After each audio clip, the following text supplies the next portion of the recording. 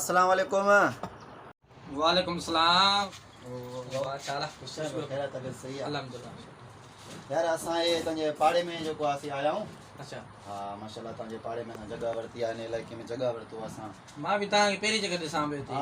Oh no यार ने मो सोचो हां ता जो माशाल्लाह दुकान ॾिठो आहे मुझे पेरी हक पाड़े वारन जो आदमी चीज़ भी जो वठंदा थी सो माशाल्लाह भा असां जो वेठो पाड़े में दुकानदार इन का जो सामान पाण वठूं त हाणे एकड़ो ये कम करे एकड़ो सर्फ दे सर्फ हां एकड़ो सर्फ कण कड़ो जे पाजो इहो दे छे आधा किलो वारो ए आधा किलो वारो हां आधा किलो वारो खणी एकड़ो सर्फ कण।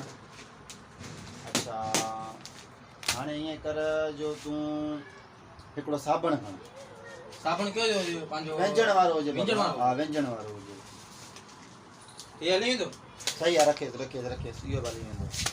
अच्छा हाणे तू हीअं कर त अलॻि कीजिए हिकिड़ा या पापड़नि वारी थैली त खण ॿार वीचारा हा या पापड़नि वारी खण ए तो बाहर खाइंदा है ना। हा ॿारनि लाइ घुरायो आहे ॿार हाणे खाईंदा जॾहिं आया थी पोइ वठी वञो ॿारनि जे बि लाइ बि। अच्छा हाणे तुंहिंजो सर्फ बि थी वियो साबुण बि थी आहे थी आहे। अच्छा हाणे ॿियो आइटम फ़िलहालु तूं था वठूं पोइ हाणे जेको आहे बसि इहो फ़िलहालु रखूं था।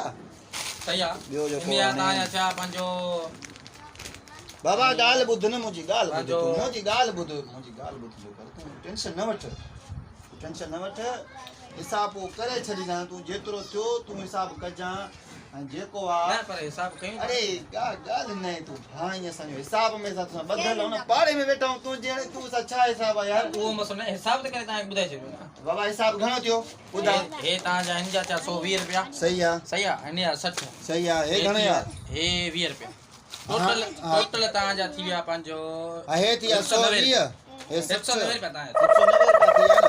अब हाणे सही आहे ईअं कर चिबड़ खान कर्जी जे नाले सां तूं खाते में लिखी छॾ ठीकु आहे चिबड़ खान कर्जी बस पोइ वरी इंशाल्लाह मिलूं था न पर यो ठीकु आहे पोइ ठीक आहे मिलूं था वरी ठीक आहे ओह नो